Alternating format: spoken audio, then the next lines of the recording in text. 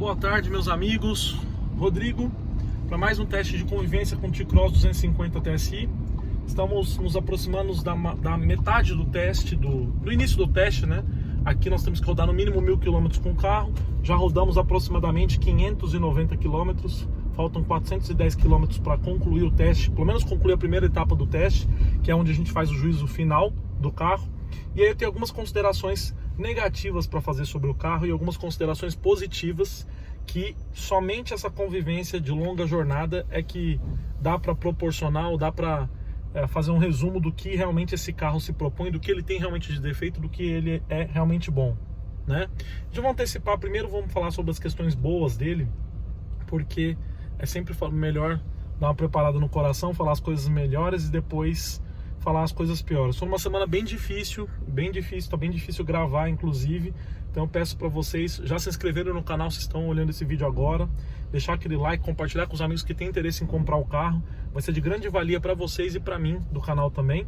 Deixe um comentário que eu vou acabar aprendendo muito com vocês também. Veja bem, eu não sou expert em carro, mas conheço alguma coisa. Conheço bastante sobre comportamento dinâmico, sobre equipamentos de série e equipamentos opcionais também. Mas continuo aprendendo bastante com vocês. Vamos às qualidades desse modelo T-Cross 250 TSI. Esse aqui é ano 2019, modelo 2020, com a cor branca, né? Ele não tem todos os opcionais, não tem o teto panorâmico, o teto solar aqui, mas ele é um carro bem completinho. Vamos às questões boas desse carro. Bom, pessoal, apesar de ser um carro 2019, modelo 2020, ele rodou apenas 16.200 km, ali como vocês podem ver. O consumo médio entre cidade e estrada, mais aí, vamos dizer, 60% estrada, está em 8,2 km com litro de álcool. Aliás, uma grande questão nesse carro é a questão do consumo dele. Então, nós fizemos diversos testes e todos os testes de consumo sempre foram muito bons, independente do circuito, se foi muito truncado ou se não foi, se foi rodoviário, né? Se foi com álcool ou com gasolina, ele sempre se comportou muito bem. Com álcool ele já é muito econômico, não vejo necessidade de colocar gasolina nesse carro, nem em circuito urbano, nem em circuito rodoviário, especialmente aqui em São Paulo, que a diferença entre os dois combustíveis é muito grande. Mas a primeira característica positiva, então, é realmente o consumo de combustível, que é baixo, especialmente se você souber dosar o acelerador, até porque esse carro tem muita potência, então se você andar pisando forte, lógico que ele vai gastar como um 2.0, ele vai gastar muito, mas normalmente ele gasta pouco combustível. Encher o tanque, parece que esse tanque não acaba nunca, né? Já andamos muito. Uma coisa que chama atenção também é esse Park Pilot, que acabou de apitar aqui no carro. Park Pilot é o sensor dianteiro e o sensor traseiro que funciona aqui no trânsito. Então quando alguém entra na frente do carro ou você se aproxima muito do carro da frente, ele acaba auxiliando aí para você não sofrer uma colisão. Até uma colisão simples, lógico, não é um programa que freia o carro, mas o soar do alarme acaba ajudando bastante você não cometer pequenos acidentes, né? Isso é muito importante. Então toda tecnologia é bem-vinda, especialmente quando ela visa a questão da segurança, né? O T-Cross é um carro com uma suspensão firme, é uma suspensão típica de Volkswagen, ou seja, é uma suspensão ok. Ela não é extremamente confortável como a de Renegade e ela não é extremamente dura como a de Mini Cooper. É uma suspensão boa, tranquila, porém que ela bate seco nos buracos e a carroceria inteira sente ali o desconforto e o barulho, tanto a questão da suspensão em si, do amortecimento, quanto o barulho proveniente da suspensão. Então que barulho você escuta aqui dentro quando passa num buraco, né? Não é quando anda no piso regular, você escuta o barulho da suspensão trabalhando, você sente um pouquinho o solavanco dentro do carro, um pouquinho não, às vezes mais do que o normal, e você também sente a carroceria fazendo os barulhinhos aqui que vocês estão acostumados já a ouvir aí nos vídeos, né? Então, o T-Cross, a começar pela economia, muito bom de economia. A suspensão é firme, achei bem firme. Isso favorece em circuito rodoviário andando sozinho, então você desenvolve boas velocidades, contorna curvas muito bem, tem muita estabilidade o carro, e quando o piso tá bom, então aí que a situação melhora ainda mais, né? Mas poderia melhorar, né? Então, de qualidades ele tem também esse bom esse belo acabamento, né? Esse acabamento em branco aqui dentro com essa faixa meio cinza aqui espelhada, né? Uma faixa meio brilhante cinza aqui, com acabamento em vários tons no painel. Então tem o ar-condicionado digital, a alavanca de câmbio tem aqui a posição que o câmbio tá, isso ajuda bastante. O painel de instrumentos, apesar de não ser aquele painel digital, ele também é muito bom na questão de visualização, tanto de dia quanto de noite, então não tive dificuldade alguma de visualizar esse painel. O volante tem um couro também de boa qualidade, com bom acerto de ajuste de profundidade e de altura também.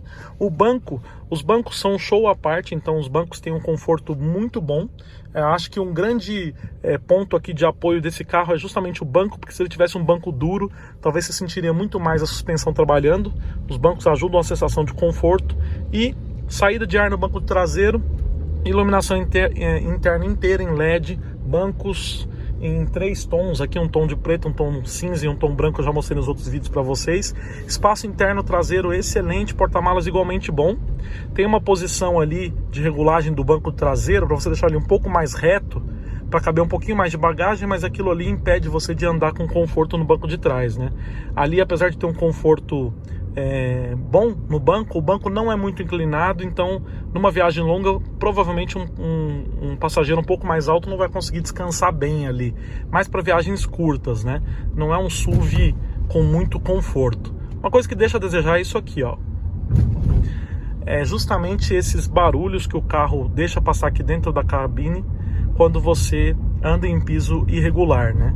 Então, a suspensão já não amortece tão bem e ao mesmo tempo ela deixa passar todos os barulhinhos para dentro, né? Então, lembrando que esse carro custa entre 100 e 140 mil reais, acredito eu, tá por volta disso aí. Então não é um valor,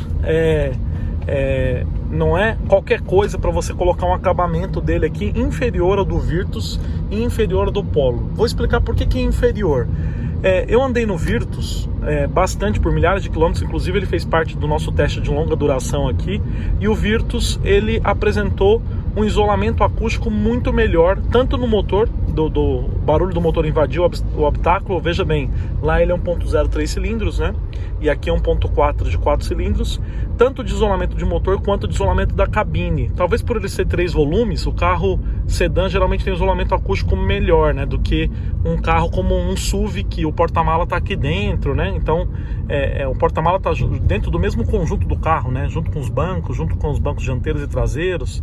Então, esse barulho, tá vendo? Então, aqui o isolamento acústico é mais deficiente do que no Polo e do que no Virtus, tá? Então, é realmente deficiente. Uma outra questão que eu tenho que falar que é boa é o ar-condicionado. Ele realmente, apesar de estar numa posição baixa aqui, as saídas de ar, ele gela bastante. Então mesmo eu deixo aqui numa posição bem fraquinha, bem baixa de temperatura, com ventilação bem fraquinha, ele já gela bastante e ajuda a refrigerar a cabine aqui com uma facilidade incrível também. Bom, os faróis dianteiros não são de LED, ele só tem o DRL de LED, e que são próximo ali do farol de neblina, não é aquela versão mais top que tem o LED incorporado à lente do farol, né? Esse aqui tem um LED lá junto com o farol de neblina, e os faróis comuns, como vocês podem ver pela iluminação aí no motoqueiro e na rua, eles são aqueles faróis de lâmpada incandescente ou lâmpada halógena. Sinceramente eu não sei exatamente o modelo desse carro, mas não é de LED, é aquela lâmpada halógena convencional, né? Apesar de serem halógenas, as lâmpadas iluminam bem, ele tem um bom campo de visão. Os faróis de neblina que as pessoas acabam usando sempre também ajudam bastante, não incomodam ali o motorista que vem no sentido contrário. A mesma coisa em relação aos corn lights, que são os faróis de curva, também funcionam bem nesse carro e ajudam bastante numa condução à noite, né? O teto desse carro é preto, olha só, é bacana isso, dá uma sensação de esportividade legal, e eu tô gostando bastante do carro. Então ainda estamos próximo do juízo final. O juízo final começa quando eu completo 1000 km de convivência com o carro. Antes disso eu não faço o juízo final, mas a não ser que tenha dado algum problema no carro, mas aí eu nem faço o juízo final, né? Mas ele tem surpreendido por uma boa dirigibilidade, um bom peso de volante, um bom contorno de curvas, como eu falo, e um bom ângulo de ataque e saída. Então o carro não pega em nenhum lugar, não raspa em nenhum lugar, não é como, por exemplo, o Renegade na versão anterior, que ele encostava à frente tudo quanto é lugar. Não era bacana isso. Aqui não. Aqui o carro tem um bom ângulo, uma boa altura livre do solo, né? O multimídia dele também é muito bacana, apesar da tela não ser muito grande nessa versão. Ele tem uma boa iluminação, a posição que ele fica ali dá para enxergar bastante. Esse suporte de celular acaba ajudando muito também a dividir conexões com os passageiros aqui e deixar o Waze numa tela, na outra tela deixar um sonzinho, um vídeo do YouTube, alguma coisa assim, né? E tem também um carregador ali em cima junto com esse suporte. Então não faltam carregadores USB aqui, tanto no banco traseiro quanto no dianteiro, e isso é justamente o que corrobora ele ser um carro de proposta familiar.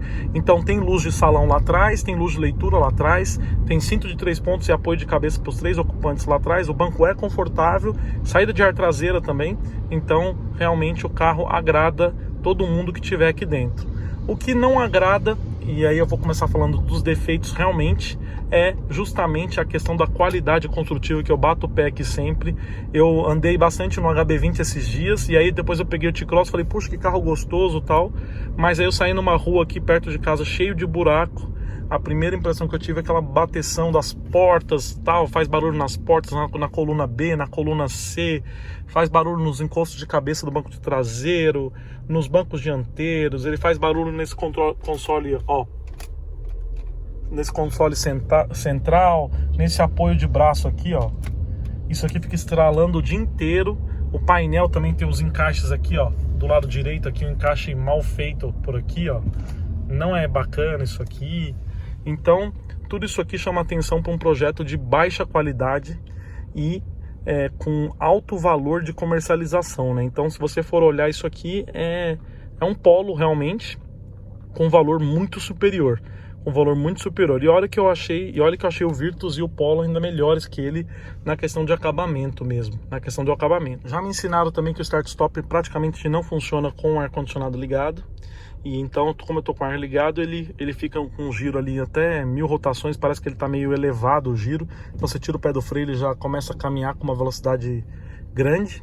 Mas é um carro extremamente tecnológico, você percebe que ele é bem superior mesmo aos concorrentes diretos que existem hoje, né? Ele tem muitos equipamentos opcionais, tem muitas possibilidades aqui dentro dele. O multimídia é cheio de situações, uma série de posições que você pode colocar no carro, tal, de iluminação externa também. Ele tem bastante coisa. E outro destaque que chama a atenção, que eu já fiz o vídeo à noite, é aquela faixa de LED que percorre o painel inteiro, né? O porta-luvas ele desce suavemente, ele tem refrigeração no porta-luvas também. Então é um carro realmente bem completo e com aquele acerto de direção parecido com um de um Gol. É parecido com o de um Gol. Então parece que você está dando um Gol um pouco mais alto e melhor, obviamente, sobre diversos aspectos, mas não deixa de ser, não tem uma evolução gradativa de qualidade quando você compara com um carro de entrada da linha, né? É diferente quando você, por exemplo, pega um carro de outra marca, você pega um carro mais simples, ele tem um nível de qualidade empregada, depois você vai subindo de categoria dentro da mesma marca, você percebe que há uma evolução significativa de isolamento acústico, de conforto e por aí vai. Aqui não, eles pegam um volante simples do Gol mesmo, aí eles colocam um cor um pouquinho melhor, tal, mas não muda um volante, não muda a questão do acabamento do carro, o plástico é o mesmo plástico de sempre, né? As portas têm um desenho bonito também, mas a maçaneta é bonita, tal, mas é tudo aquela questão de tudo plástico bem simples realmente, que passa a impressão de baixa qualidade. Lembrando que esse carro está com 16.200 km, o HB20, por exemplo, tá com 82 mil, faz menos barulho que ele, e o outro HB20 está com 42 mil km, também faz menos barulho que ele. O Ford Focus, que é 2009, que está na minha família, também faz menos barulho que ele, tem uns barulhinhos lá, mas não são esses barulhos de acabamento que tem aqui, né? Então, o único carro que faz mais barulho que ele realmente é o Celta, que eu andei esses dias aí, mas aí também não vi muito bem o que tinha lá dentro dele, né? Mas não adianta, eu não posso mentir para vocês, o carro é realmente barulhento, então você vai pagar 130 mil, 140 mil na versão mais completa, você vai andar 1000 km, ele vai estar bem, 2 mil, 3 mil, quando fizer 5 mil km ele vai começar a ter os primeiros barulhos, e aí você vai ficar muito chateado com isso.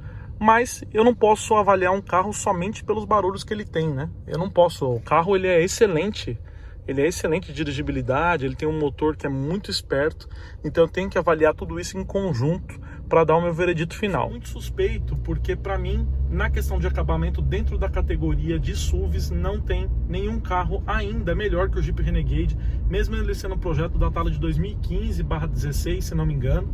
Então tem o mesmo tipo de acabamento até hoje e ele é imbatível, aquela borracha empregada no painel é imbatível, o carro não passa, não fica com ruído e tal, e dura, e tem uma sensação de que vai durar bastante. Então, no quesito de qualidade, eu ainda aposto como Renegade como o melhor carro da categoria, e agora com o motor turbo Firefly a situação vai melhorar ainda mais.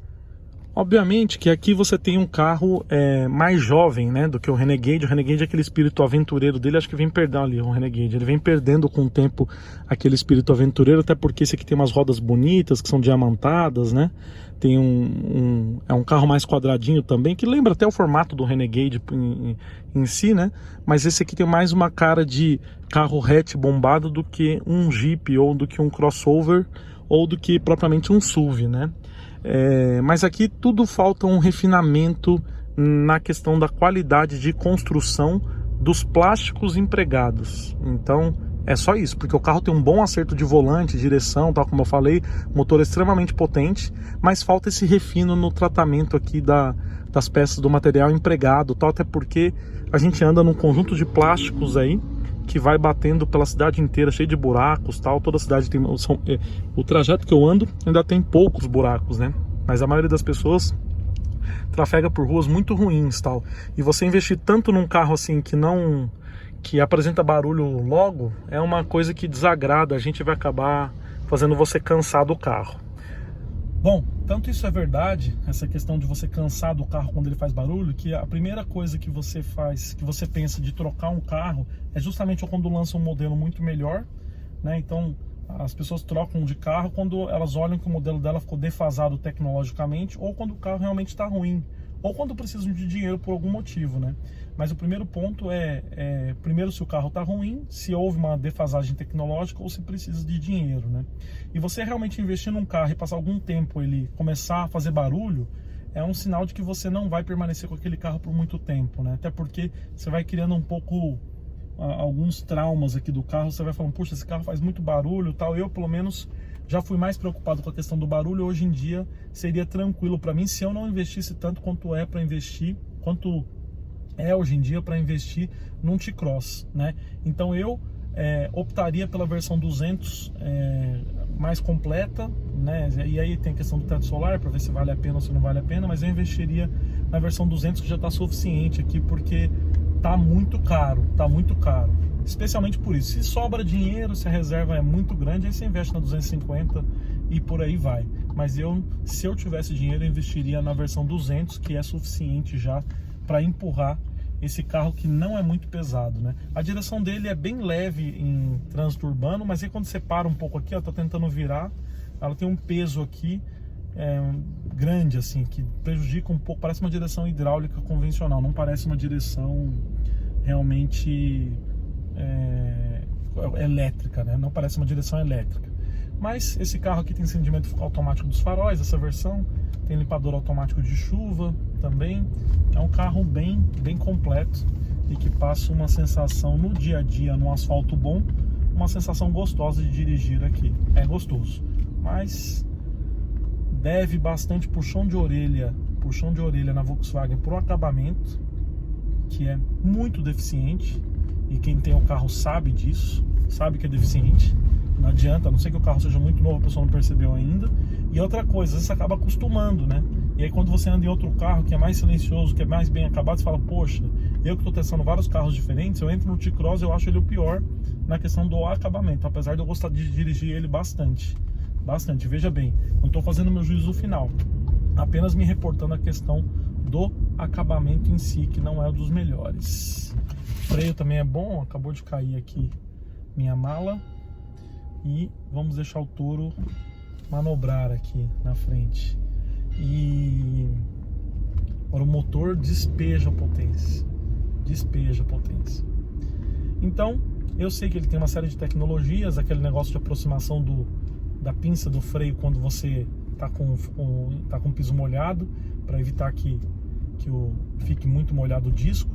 Tem uma série de recursos importantes desse carro aqui e que deve ser levado em conta de tecnologia, mas compre sabendo que você vai escutar muitos barulhos. A bateria do celular acabou no meio do trajeto. Esse foi o vídeo de hoje, espero que tenham gostado. Não deixe de compartilhar, se inscrever no canal, deixar aquele like para ajudar o canal a crescer. Fiquem com Deus, até nossas próximas histórias. Fui!